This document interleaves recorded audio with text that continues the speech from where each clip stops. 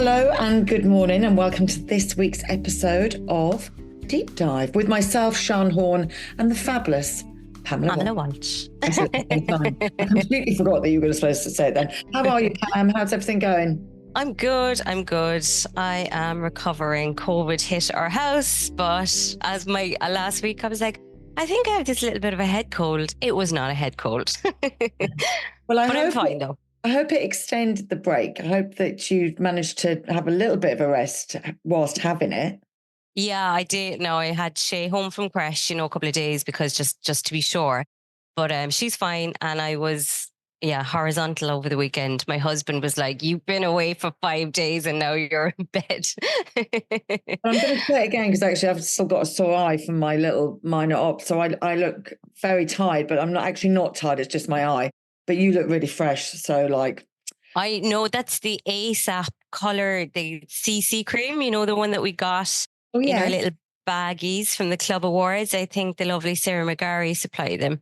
The color correct ASAP. I was worried. Now it came out of the tube and I was like, not sure, but I need something. It's not makeup, it's just that color correct. You look great. So how is your eye? It looks fine. Yeah, no, it's grand. It's just a little bit small. It's a little bit swollen. It's a bit infected, because you rub it and it irritates and it itches. Aww.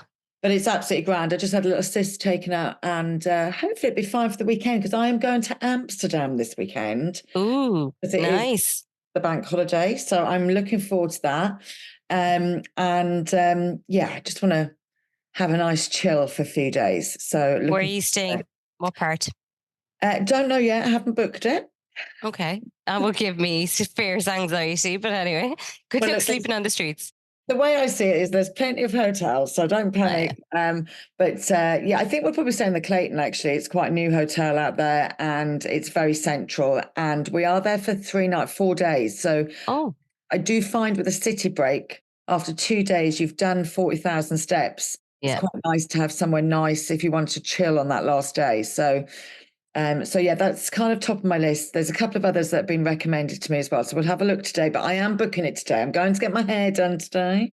And I'm sitting in the hairdressers. That's my job, to book the hotel.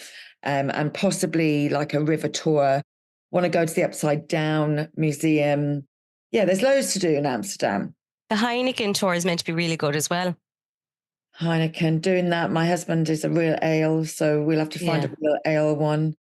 And possibly a wine tour somewhere. You never know. But, I know, but Amsterdam's great for just rambling and, going down the streets. Like, it's so nice. It's so weird, actually. It's the first time I've been away without my Fitbit. So I lost my Fitbit on a flight. And I do need to buy a new watch. I find I'm keep picking up my phone to look at the time. And then when I look at the time, I start scrolling and it's too much. Are you keeping your phone out of the room at night? So that hasn't happened yet. Full disclosure. You killed me for not resting, and you're not doing it either. And I tell you what, because I need to go and buy a watch. So I was like, and now I think I've got an excuse because, I'm so programmed. I'm like, I know I'm going to do a lot of exercise this weekend and I'm going to do a lot of steps. And the thought of not looking at my watch and knowing how many steps is actually giving me hives. I got the Garmin Lily and I really like it. It's because I wanted like a nice aesthetic watch that I can wear with everything. And it's really nice. It's one of those. Oh, yes, that's nice. I like those ones. I got that a couple of months ago and it tracks everything, tracks my sleep. I only take it off to shower. And I had it on in the pool and everything on holidays. Like, it's fine. Yeah. Is it expensive? They're about $250. Okay, not getting that. No, that was a reward to myself for something, for achieving something.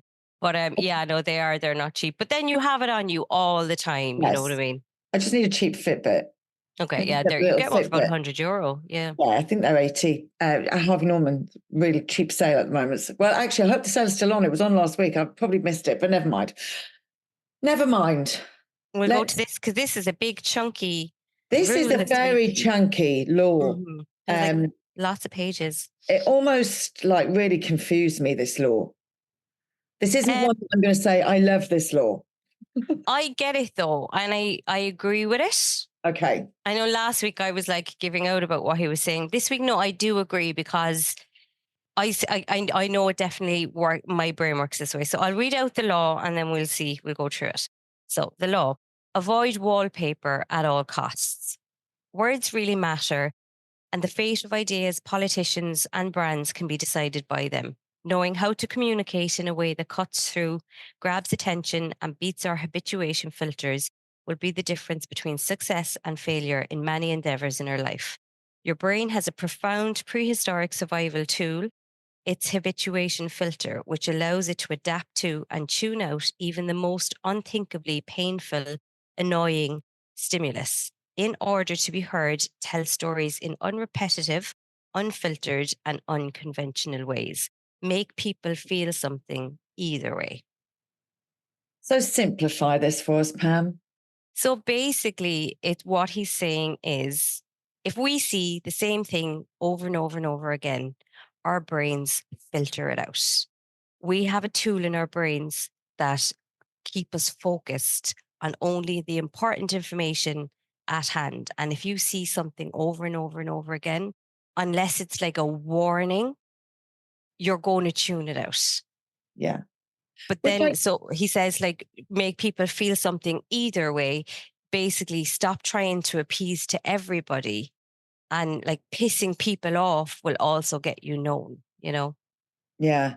I think it's for me, what I was reading into it was it's not what you say, it's how you say it as well, sort of expression, because there are certain people say that I follow their marketing on social, say, and I see the same template constantly. I don't read it because it's the same. I know what it says. I read it the first time. Now, it might say something completely different at this point, but it's the same template. It looks They the don't same. mix it up.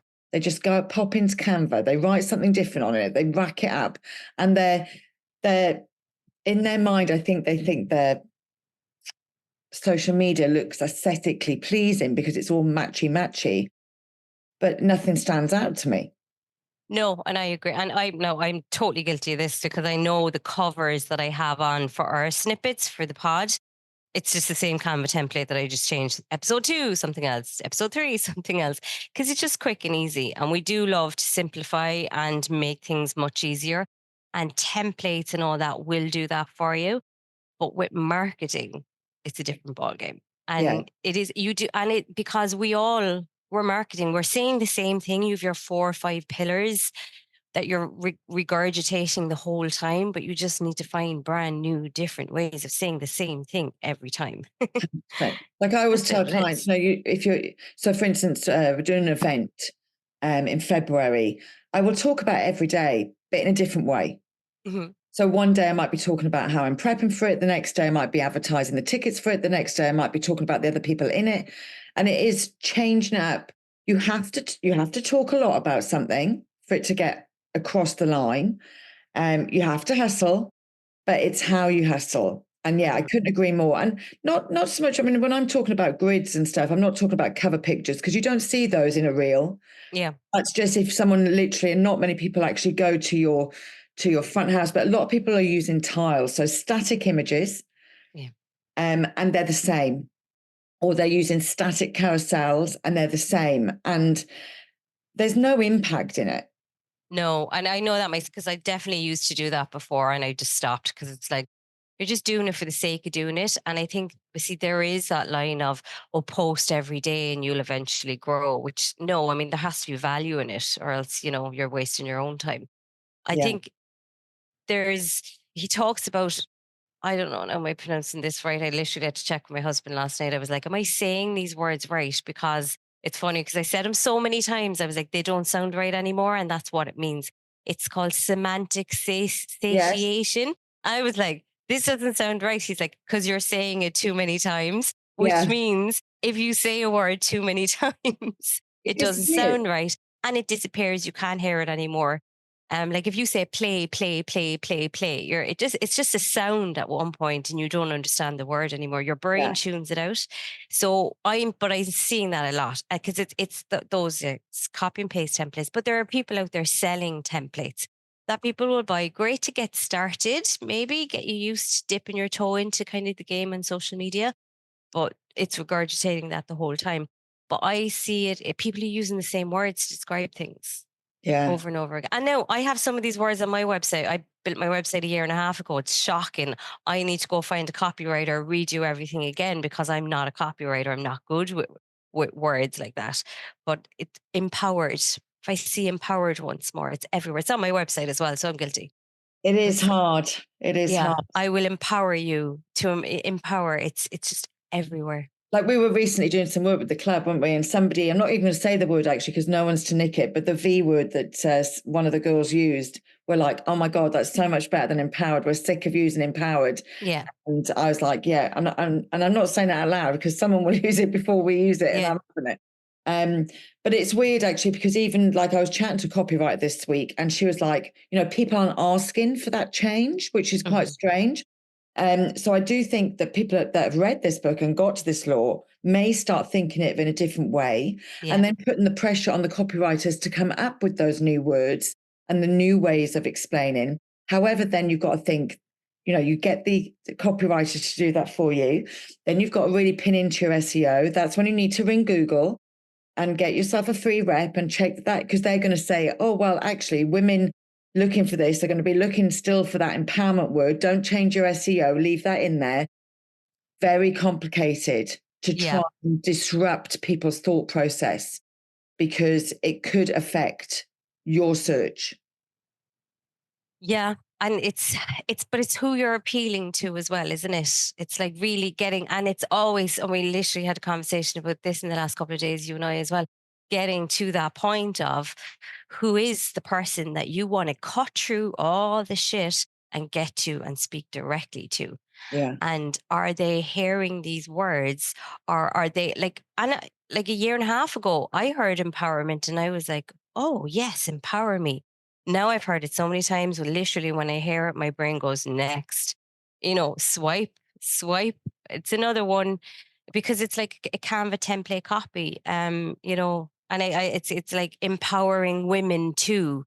That's the phrase that everybody's using. I've used it, and everybody's using it.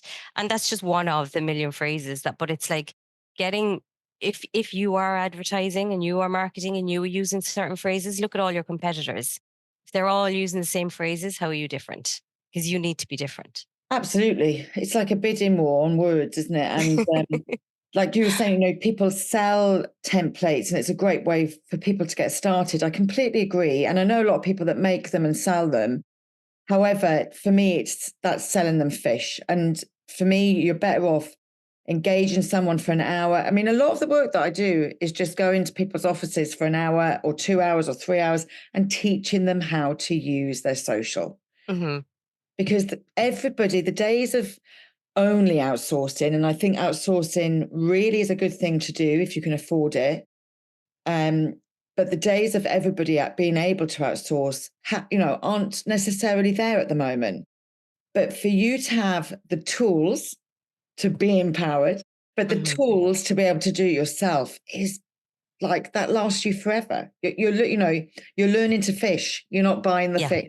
Exactly. And I do think, because like marketing and sales, it's like the difference between the two. Sales is getting it across the line, being able to talk, convince people, bring people in. If you have somebody in front of you, convincing them to buy your services, product, whatever you're selling.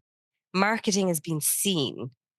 And it's now in such a busy world with social, like I have access to the entire world in my pocket. You have to cut through all of that to be seen. It's really hard nowadays. And but I think, and there's a lot of saturated markets, but everybody can stand out in a saturated market. You just have to be different. You still have to stand within the markets. You can't be too different, but you have to stand out. It's very, very complex, balance. Yeah, and that's down to, again, who you want to work with. I don't blow smoke up people's bottoms. That's simple. I quite often give people a little kick up the bottom. So I want to work with people that are dynamic and are ready to, to have their eyes opened and to go, yeah, actually, yeah, I can do it. So I'm not the right person for a lot of people. And we've spoken about this before. Turn a lot of people away from working with me because I just don't think we'd be right for each other. And I'd never want to upset anybody. I literally had a conversation with somebody there a couple of weeks ago about a project, and it was part of it will be performance management within like a larger team, and kind of teaching that, and bringing in a performance structure. And I had to gauge the person to see, am I, if I tell them something or give them advice, is it going to be too direct for them? Because I am quite direct and candid. So I basically said, if you're having an issue with a couple of your staff members, if I was to ask them in the morning, how do they think they're getting on? What would they say? And this person said, well, they said they think they would think they're getting on great. And then I said, well, then that's a you issue, not a them issue, because you're not communicating to them. I had to gauge the reaction to that, because that's what I'm going to go in and do. And I'm going to have to teach this person to manage their staff properly. And if they kind of got up about that, I was going to have to say, well, I don't think we're the right fit. But they took it on board really well and laughed and said, no, you're right. It's everybody's problem. But you have to gauge that with people, because I'm like you, I'm far too direct sometimes to some people, and that's just how I am. And that's why I get results. Yeah, no, absolutely. But then I can flip it. Like when I'm doing a life coaching session with someone, you can't be direct. It's life coaching. Yeah. That's a much more sort of nurturing side of me, I suppose. And that's why I like to do, that's why I stick my thumb in all the pies, because I love the different personalities that it brings out in ourselves. But back to that marketing, that sales piece as well. Like obviously when I was growing up, because I'm so old, we didn't learn marketing and sales. It was one. It was called sales and marketing. Yeah. And when you went to college, you learned sales and marketing, because, and especially for a small business, to disconnect that is really, really difficult, because you're always looking for conversion. However, even when sales and marketing are put together, because I honestly live with them as one, there's still a difference in the sense of 50% of my budget goes to awareness on my brand and 50% of my budget goes in conversion. And a lot of small businesses don't understand the awareness piece, which is such an important piece. And actually, it's really important in what we're talking about today, because the messaging is the awareness piece. Yeah. And constantly telling people what you do, how you do it. Like a lot of people, like I was at the show there, showcase there the other weekend. And, I was saying to people, and a couple of people were like, it just started. I'd only been going for like 2 hours. And someone said, oh, I haven't met anybody yet. I haven't converted. And I'm like, today isn't about that first and foremost. You've got to work out what you want from every scenario that you're in. And to be able to showcase your business is a huge awareness piece and worth a lot of money. And you pay for that. If you get some conversions as well, then brilliant. You've got some sales over the line, but you've got to think about them as two entities. A really good example is, say, McDonald's. So McDonald's one ad will go up and it would be like new burger, $2.99. And then the next ad would be like grandpa meeting his grandchild, having a cup of coffee with no advertising. It's just showing a feeling. Yeah. And that's the awareness piece. So I really want people to understand that, because I think they get confused by it quite a bit. Yeah, and it's a lot, because I think if you're not a sales and marketing person, and you just want to make your candles, do your business, provide your service, I think the one thing about entrepreneurship is you have no business without sales and marketing. Like you have nothing. Nobody's going to buy what you're providing without visibility and without sales. And I know it's really uncomfortable. We don't want to sell. We don't want to market. We don't want to be visible a lot of the time. But without it, there is no business. It's so important. It never goes away. You always have to sell, or there is no business behind it. And it moves quickly. And I think that's the important thing. And in fact, just before we came on, I got an email from Meter Blueprint. So I did the Meter Blueprint certification during COVID. And however...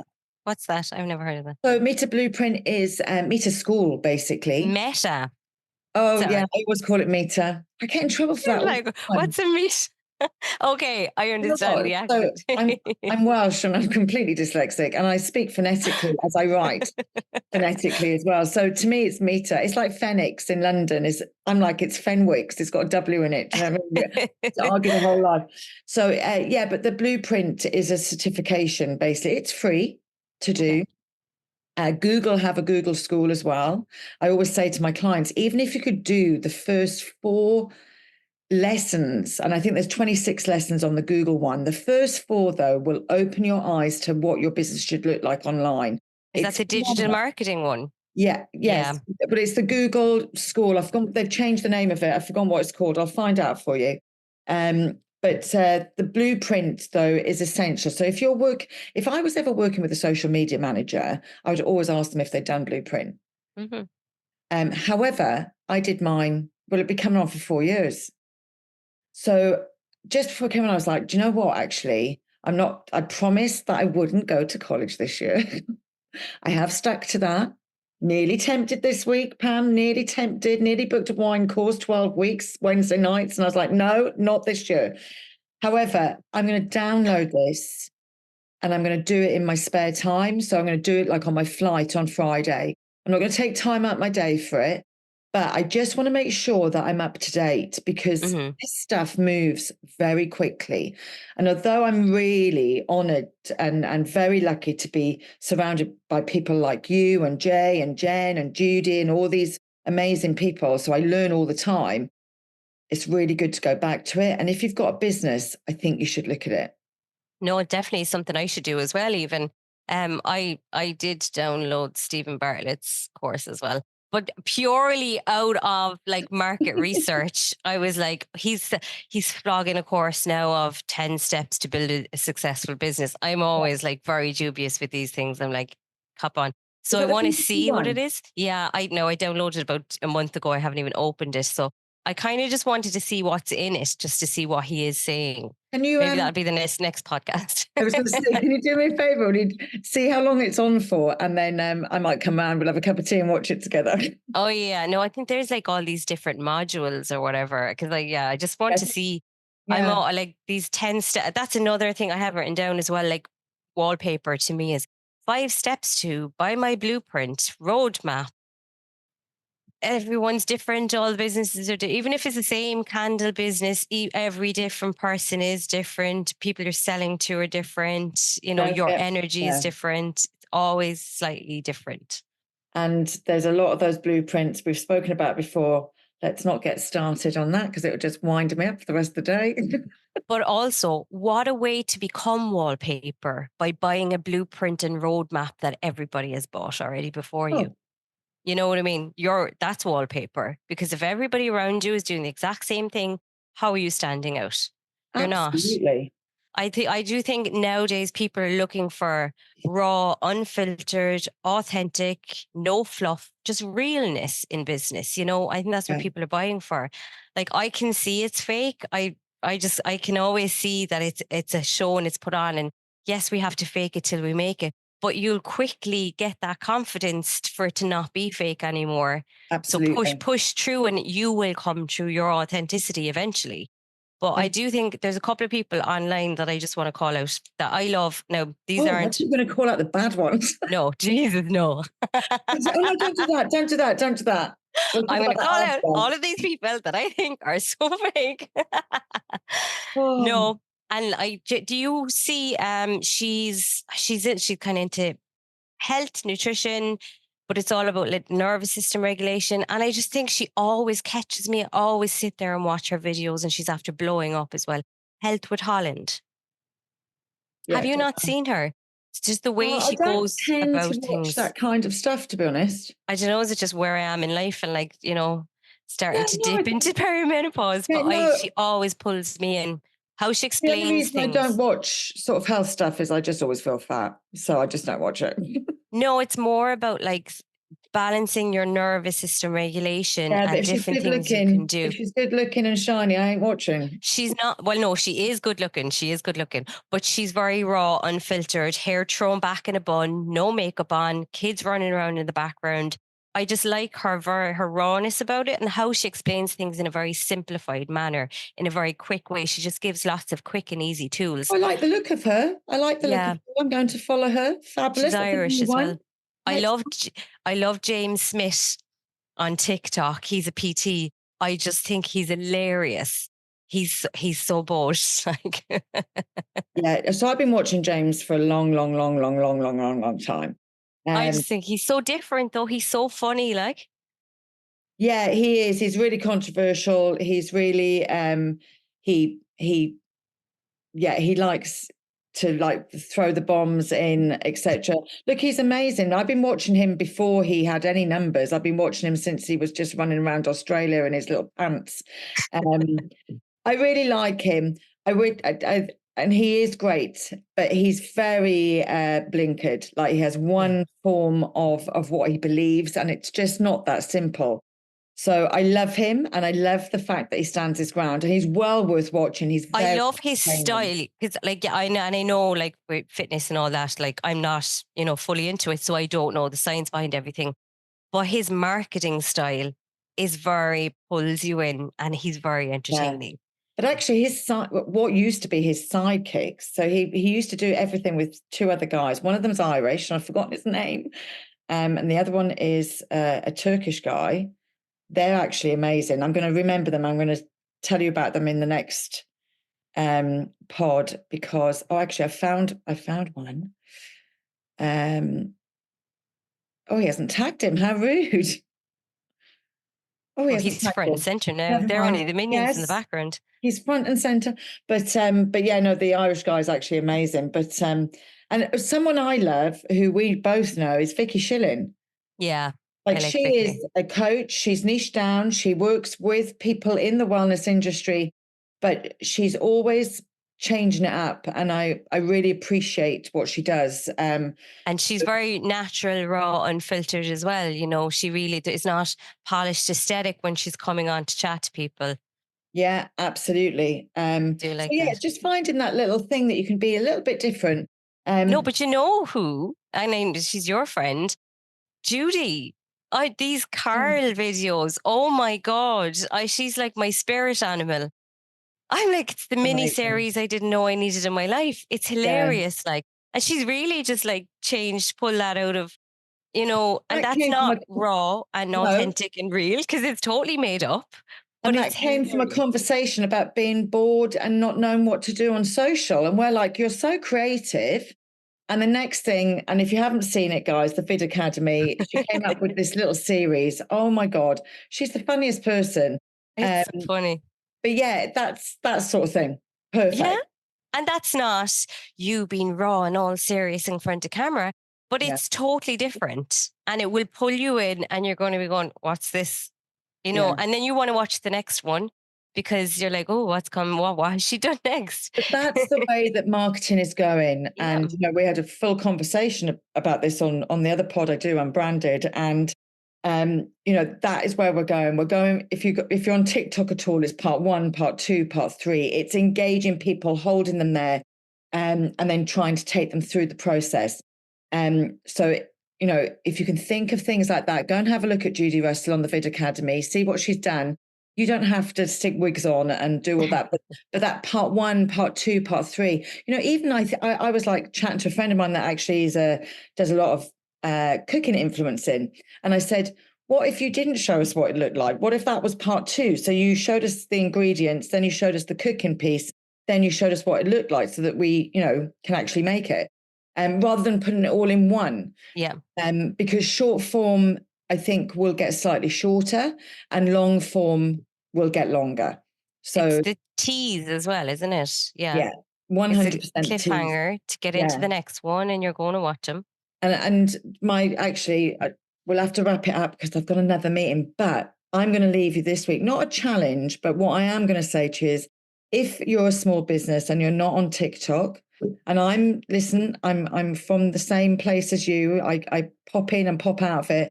But if you're not on TikTok, you need to be there. It is going to grow substantially this year. They're radio advertising, they're TV advertising. It has become such a search engine. Mm-hmm. Like now I'm going to Amsterdam. I'm not on Google. I'm on TikTok. Best things to do in Amsterdam. I'm on TikTok. 100%. It's I'm all the same. Google. So get on TikTok. There are ways to do it. Become an expert on there. And if you've got a shop, 100% get on there quick because we don't have TikTok shop, sorry, I should say, in Ireland yet, but it's coming. And when it comes, it will blow you out of the park. And e-com is suffering. So get on there now. Don't wait for it to happen. Yeah, the followings on TikTok are huge. They don't convert as much, definitely, but No, the visibility is there, the and shops do. yeah, they do. Yeah, because and it's all like videos of just like, you making your product with like somebody talking over. It could be like a motivational speech. It could be just a music. It could be anything at all. But like, there's lots of different ways of doing it. A lot of people are using it like what do you call the infomercials? A lot of people are using it like that. If you put in like my TikTok shop and have a little search, you'd be amazed. I mean, last week I was just getting loads of people that certain things from their shop had been stopped, so they'd been blocked by TikTok because they weren't supposed to sell XYZ. I don't know what it was, and like it's blowing up. It's like the end of the world. They've got to think of something else now. But their conversion on shop is really, really high. And so be ready for it. So don't wait till it launches and then suddenly try and get in there. Get on there now, send them to your website until it happens, and then you're ready to go. Yeah, yeah. Be the first. Always be the first. And then you can just reuse the same stuff. Yeah, just use what you're using on Instagram. Pull it over. Rack it back up. But anything to finish from you? No, that is everything now. I think I could have listed out the my wallpaper. Passive income is another wallpaper. It doesn't exist. I'm sick of talking about it. It doesn't exist. We're going to wrap it up on that. All right, babes. Yes. So yeah, don't be blinded. Don't be sucked in by these wallpapers. Passive income does not exist. Does not exist. Making £4,000 in a week does not exist. Well, I'm sure it does actually, but I'm not Richard Branson. So anyway, thank you so much, and I shall see you next week. Bye. The music used for the opening and closing of this podcast is titled Pleasant Porridge by Kevin MacLeod. IncompeteTech.com. Licensed under Creative Commons by Attribution 4.0. www.creativecommons.org/licenses/by/4.0.